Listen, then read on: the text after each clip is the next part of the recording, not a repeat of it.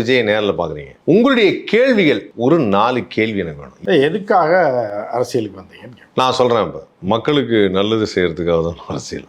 ஏற்கனவே இருக்கவங்கலாம் என்ன குழியில் தொட்டியை பசிக்க நல்லதான் செஞ்சுருக்கோம். அவங்கெல்லாம் சரியாக அவங்களோட வேலையை செய்யாதனால நான் அரசியல். நீங்கள் என்னென்ன வேலை செய்வீங்க? நான் வந்தால் மக்களுக்கு என்ன வேணுமோ அதெல்லாம் செய்வேன். அதான் மக்களுக்கு என்ன வேணும், மக்களுக்கு என்ன வேணுங்கிறத அவங்க என்கிட்ட சொல்லுவாங்க. பெண்களுக்கு பாதுகாப்பு தருவேன். அதுக்கப்புறம் இப்போ இருக்க பெண்களுக்குலாம் பாதுகாப்பு இல்லாமல் இருக்காங்க இல்லையே. இப்போ பெண்கள் பாதுகாப்பு இன்னும் பிரச்சனையாக தானே இருக்கு. என்ன பிரச்சனை? எவ்வளோ இடத்துல நம்ம கேள்விப்படலையா எவ்வளோ பிரச்சனைகள் வருது. சரி, உங்க அப்பா அம்மா இப்போ வீட்டுக்குள்ள விடுவீங்க? அவங்க கோயிலுக்கு போயிட்டு வந்துருவாங்க. அது நான் கொண்டு அனாதாசிரமத்தில் சேர்த்து விட்டா அதெல்லாம் இல்லை. அவங்க இப்போ கோயிலுக்கு அனுப்பியிருக்கேன், போய் சாமி கும்பிட்டுவாங்கன்னு சொல்லியிருக்கேன். எலெக்ஷன் வரைக்குமா? ஆமாம். சரி, உங்க மனைவி எப்போ வருவாங்க? அது பர்சனல் கொஸ்டின். அது கிடையாது. அது இல்லை. இது அரசியல் சம்மந்தமாக கிடையாது. அவங்க வந்தா தானே அரசியல் சம்மந்தம். உங்க பொண்ணு எங்க? அவங்களும் பிஸியாக இருக்காங்க, படிச்சுட்டு இருக்காங்க. பையன் படம் எடுத்துட்டு இருக்காப்புல. இப்போ யாருமே உங்க கூடயும் இல்லை. உங்க அரசியல் கட்சிக்கு என் கூட புஷி ஆனந்த் இருக்காரு, ஆதவ் அர்ஜுனா இருக்காரு, ஜான் ஆரோக்கியசாமி இருக்காங்க, இவங்க எல்லாரும் இருக்கிறாங்க. என் கூட என்னுடைய ரசிகர்கள் இருக்காங்க, கண்ணான கண்ணுங்கள்லாம் இருக்காங்க. நீங்க திருப்பி படத்தில் நடிச்சீங்கன்னா ரசிச்சு பார்ப்போம். நான் படம் நடிக்கிறது எனக்கு பிடிக்கல, எனக்கு முடிஞ்சிருச்சு. எனக்கு அதோட இது முடிஞ்சு. நான் மக்களுக்கு நல்ல செய்யறதுக்காக அரசியல் வந்துருக்கேன். இந்தியாவின் தலைநகரம் எது, அது முதல்ல சொல்லுங்க. இந்தியாவின் தலைநகரம் டெல்லி. யார் சொன்னீங்க? அப்படி சொல்லவே மாட்டீங்க. உங்க பதில் அதான் இதோட பதில் அப்படியே. இந்தியாவின் தலைநகரம் சென்னையா இருக்கலாம், ஹைதராபாடா இருக்கலாம், இல்லை டெல்லியா கூட இருக்கலாம். சரி, நான் ஒன்று கேட்குறேன். இப்போ நான் லாஜிக்காக ஒரு விஷயத்துக்கு விஜய் அந்த நாமக்கல் கரூருக்கு போனார்ல, காலையில் தானே இங்கேருந்து கிளம்புனார். 10 மணிக்கு போகிறாங்கிறவர் இங்கேயே 8 மணிக்கு தான் வீட்டிலேருந்து கிளம்புனார்னா, ஒருவேளை ஏர் கிளியரன்ஸ் கிடைச்சதுனால அப்போ கிளம்பியிருக்கலாம். இவருக்கு இவ்வளோ தெரியுது இல்லை, ஃப்ளைட்டெல்லாம் இந்த மாதிரி ஏர் கிளியரன்ஸ் கிடைக்கும் கிடையாது. இல்லை, நான் சொல்கிறது ஒரு விசிபிலிட்டி இல்லாமல் இருக்கும்போது சின்ன ஃப்ளைட்டு போகிறது அது உங்கள் கஷ்டமாக. இவருக்கு தெரியும்ல, எல்லா மீட்டிங்கும் சாயங்காலம் மட்டும் ஃபிக்ஸ் பண்ண வேண்டியதானே. 2 நாளைக்கு அங்கே இருந்துட்டு அதெல்லாம் இறங்கி தானே லேட்டாக வந்தார். 2 மணி நேரம் இறங்கினதுக்கு அப்புறம் தான் லேட்டு. அப்படி என்ன திருச்சியில் அப்படி ஒரு ஜாலியான விஷயம் நடந்தது திருச்சியில்? எனக்கு தெரியலையே. அப்படி இறங்கி லேட்டாக வர அளவுக்கு என்ன நடந்தது? மெதுவாக வர்றது தான் நடக்கிறது. வேணா மெதுவாக நடக்கலாண்ணே. காரில் பார்த்துட்டு ஒருத்தர் பேசுறது, கையை காட்டுறது. அவர் தான் யார்ட்டையும் பேசுறதே இல்லையா? கையை காட்டுவார்ல பார்க்குறான்னு சொல்லி. அவர் கையவே பாய் தானே காட்டுறாரு. கூட்டம் மறைக்குது இல்லை, மறைக்கும் போது லேட் ஆகத்தான். அதுக்காக லேட் ஆகுது. கூட்டம் லேட் பண்ணுறாங்க அந்த மாதிரி. இருந்தாலும் அது கொஞ்சம் கஷ்டமாக தான் இருந்தது. ஆனால் இருந்தாலும் இப்போது இந்த மாநாடில் இப்போ என்ன சொல்லியிருக்காருன்னா, முதல் முறையாக விஜய் ப்ரெஸ் மீட் கொடுக்க போகிறான்னு இருக்காங்க. அடுத்தது யார் சொல்லியிருக்கா அப்படின்னு?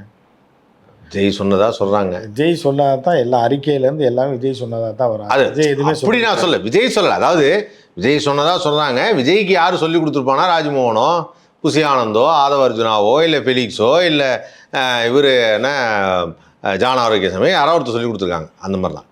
ஸோ அப்போ அது என்ன மாதிரி பார்க்குறீங்க? அந்த ப்ரெஸ் மீட்டில் இப்போ என்ன சொல்ல போகிறார்? மக்களுக்காக மீட் கொடுக்க மாட்டார். ஏன் கொடுக்க மாட்டார்? 90% கொடுக்க மாட்டார். ஏன் கொடுக்க மாட்டார்? 10% கொடுத்தாலே இது அவர் ரொம்ப நாள் முயற்சி.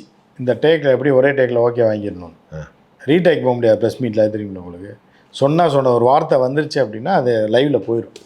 சினிமா மாதிரி கிடையாது. அதனால தான் கொடுக்குறது இல்லை. இந்த டைம் என்ன பண்ணுறாரு அப்படின்னா, உட்காரோம், பின்னாடி ஒரு இதை கேட்டு பதில் சொல்வார். அது 10 பேர், அது ஒரு இமேஜுக்கு வேறு மாதிரி இருக்கும். ஏற்கனவே என்டிடிவியில் அதான் நடந்தது. ப்ரெஸ் மீட் எப்படி நடக்கும் அப்படின்னு பார்த்தீங்கன்னா, விஜய் பத்திரிகையாளர் சந்திப்பார்னு உட்கார வச்சுருவாங்க. இந்த பக்கம் ஆதவர்ஜனா, அந்த பக்கம் ஜான் ஆரோக்கியசாமி, இப்படி வரிசையாக உட்காந்துருவாங்க. உட்காந்தோடனே விஜய் பேசுவார் அப்படின்னு சொல்லி, எங்கள் கட்சி கொள்கை இதுன்னு எதையாவது ஒன்று பேசுவாப்பில். ஒரு 2-3 நிமிஷத்துக்கு பேசுவோம். அப்படி இருக்குது அப்படி இருக்குன்னு உடனே கேள்வி கேட்டோன்னா கையாமையாமையாமன்னு எல்லாம் கேட்பாங்க.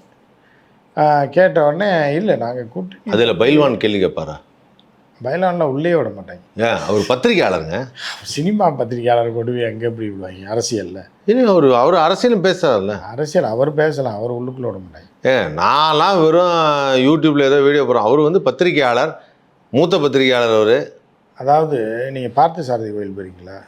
பார்த்தசாரதி கோயில் போயிருக்கேன். வாசலில் உட்காந்துருப்பாங்க. வாசலில் என்னது? ஆமாம், யாசகம் பண்ணுறவங்க வாசலில் உட்காந்துருப்பாங்க. இவங்க என்ன பண்ணுவாங்கன்னா உள்ளே விட மாட்டாங்க.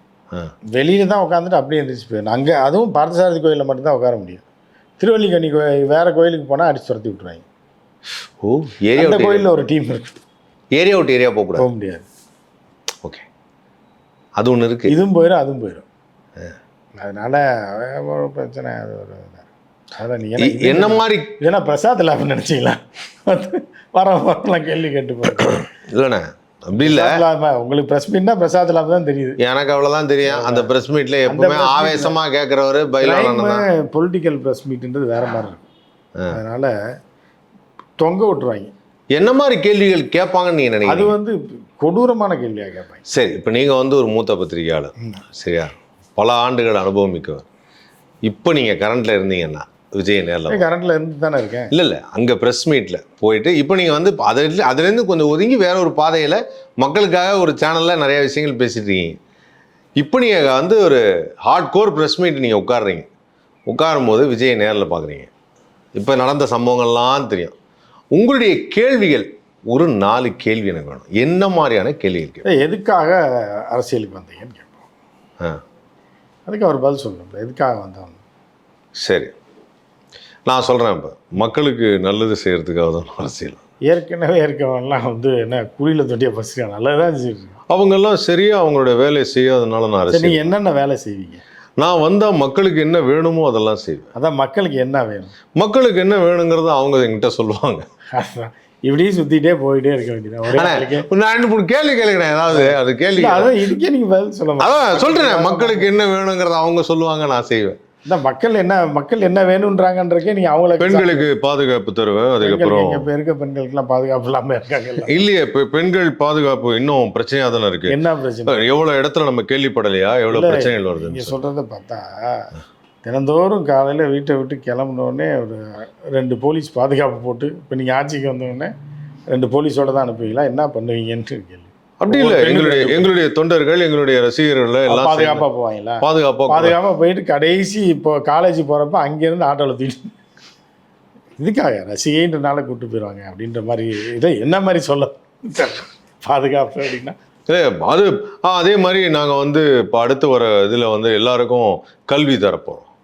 கார் தரேன்னு கல்வி தரப்போகிறோம். நான் சொல்லி இந்த கல்வி எல்லாரும் வீட்லேயும் ஒருத்தர் டிகிரி கண்டிப்பாக படிச்சு. யாருமே படிக்க கூமுட்டையாக இருக்காங்க ஒரு வீட்லேயும். இல்லை, இப்போ படிக்கிறாங்க. பட் இருந்தாலும் போதைப் பொருளை நாங்கள் தடுப்போம். சரி, உங்கள் அப்பா அம்மா எப்போ வீட்டுக்குள்ளே விடுவீங்க? அவங்க கோயிலுக்கு போயிட்டு வந்துடுவாங்க. அது நான் கொண்டு அனாதாசிரமத்தில் சேர்த்து விட்டா அதெல்லாம் இல்லை. அவங்க இப்போ கோயிலுக்கு அனுப்பியிருக்கேன், போய் சாமி கும்பிட்டுவாங்கன்னு சொல்லியிருக்கேன். எலெக்ஷன் வரைக்குமா? ஆமாம், அது ஒரு பெரிய நீண்ட கால பிரார்த்தனை. சரி, உங்கள் மனைவி எப்போ வருவாங்க? அது வந்து அது பர்சனல் கொஸ்டின். அது வந்து கிடையாது. அது வந்து இல்லை, இது அரசியல் சம்மந்தமாக கிடையாது. அவங்க வந்தால் தானே அரசியல் சம்மந்தம் கேட்கும். அவங்ககிட்ட கேட்க முடியும். இல்லை அவங்க சொல்லலை, அவங்ககிட்ட தான். அவங்க கேள்வி இப்போ கேட்க முடியாதுங்க. அவங்க வந்து இப்போ ரொம்ப பிஸியாக இருக்காங்க. அவங்க பொண்ணு எங்க? அவங்களும் பிஸியாக இருக்காங்க, படிச்சுட்டு இருக்காங்க. பையன் வந்து படம் எடுத்துட்டு இருக்காப்புல. இப்போ யாருமே உங்க கூடயும் இல்லை. உங்க அரசியல் கட்சிக்கு என் கூட வந்து புஷி ஆனந்த் இருக்காரு, ஆதவ் அர்ஜுனா இருக்காரு, ஜான் ஆரோக்கிய சாமி இருக்காங்க. இவங்க எல்லாரும் இருக்கிறாங்க. என் கூட என்னுடைய ரசிகர்கள் இருக்காங்க, கண்ணான கண்ணுங்கள்லாம் இருக்காங்க. இல்லை, அப்படி நீங்கள் சொல்கிறத பார்த்தா ஏதோ புஷி ஆனந்த் தான் உங்களுக்கு கல்யாணம் பண்ணி வச்ச மாதிரி சொல்கிறீங்க. எனக்கா ஒரு கார் வாங்கி கொடுத்துருக்காருங்க. கார் வாங்கி கொடுப்பாருங்க. வீட்டில் யாருமே இல்லையே. வீட்டில் இவ்வளோ பேர் இருக்காங்களே. நான் வேணா வீட்டுக்கு வாங்க, நான் எல்லாரும் காமிக்கிறேன். இல்லை, இவங்க எல்லாரும் என் கூட தான் இருக்காங்க வீட்டில். உங்கள் வீட்டுக்குள்ள யார் இருக்கா? ஒரு பையன் ஒருத்தன் ஏறி குதிச்சு வந்தானே, அவன் என்ன பண்ணா? அந்த பையன் வந்து என்னை பார்க்கறதுக்காக ஆர்வத்தோட வந்தான். அப்புறம் அவனை நல்ல புத்தி சொல்லி உனக்கு அனுப்பிச்சிட்டேன். நான் எங்கே அனுப்புனீங்க? பரலோகத்துக்கா? இல்லை, இங்கே ஆலய காரணம் இல்லையே, வீட்டுக்கு தான் அனுப்பினேன். அவன் வீட்டுக்கு போக சொன்னேன். இது ஏன் வீடு, இங்கே நான் தான் இருப்பேன், உங்கள் வீட்டில் நீ. ஐயோ, எனக்கு என்ன சிம்பு வயசுலாம் வருது. இது ஏன் வீடு, நான் தான் இருப்பேன், அவன் வீட்டுக்கு அவனை அனுப்பிச்சி விட்டேன். வேற என்ன உங்க மனசுல அப்படி கேள்வி இருக்கு? ஏன்னா நீங்க என்ன ரொம்ப நிறைய சொல்றீங்க. உங்க மனசுல அப்படி ஐயோ விஜய் வயசுல ஏன்னா நீங்க ரொம்ப நிறைய சொல்றீங்க. உங்களுக்கு என்ன மனசுல இருக்குங்க? எனக்கு ஒன்றும் என்ன இருக்கு மனசுல? ஒன்றும் இல்லை. நீங்க ஏதோ என்ன தப்பாவே நினைச்சிருக்கீங்க. இல்லை, நீங்க திருப்பி படத்தில் நடிச்சீங்கன்னா ரசிச்சு பார்ப்போம் அப்படின்றத. நான் படம் நடிக்கிறது எனக்கு பிடிக்கல, எனக்கு முடிஞ்சிருச்சு. எனக்கு அதோட இது முடிஞ்சு. நான் மக்களுக்கு நல்லது செய்யறதுக்காக அரசியல் வந்துருக்கேன். இந்தியாவின் தலைநகரம் எது? அது முதல்ல சொல்லுங்க. இந்தியாவின் தலைநகரம் டெல்லி. யார் சொன்னீங்க? அப்படி சொல்லவே மாட்டீங்க. உங்க பதில் அதான் இதோட பதில் அப்படி விஜயோட பதில் அப்படி இல்லை. அதாவது என்னன்னா இப்படி இருக்கும். அது இந்தியா கேளுங்க, அந்த கேள்வி கேளுங்க. இந்தியாவின் தலைநகரம் இந்தியாவின் தலைநகரம் சென்னையா இருக்கலாம், ஹைதராபாடா இருக்கலாம், இல்ல டெல்லியா கூட இருக்கலாம். அப்போ மூணுல ஏதாவது ஒன்று எடுத்துக்கலாம். மூணுல ஏதாவது ஒன்று எடுத்துக்கலாம். அதுல ஃபைனலா அது டெல்லியா இருக்கலாம்னால அது ஸ்ட்ரெஸ் பண்ணி சொல்றது.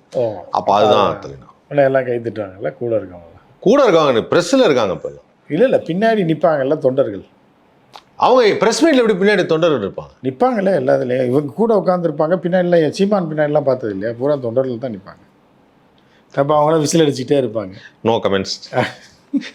விசில் அடிச்சா ஸோ விசில் அடிக்கிறது அதை பற்றி விசிலை பற்றி சின்ன கிடையாது.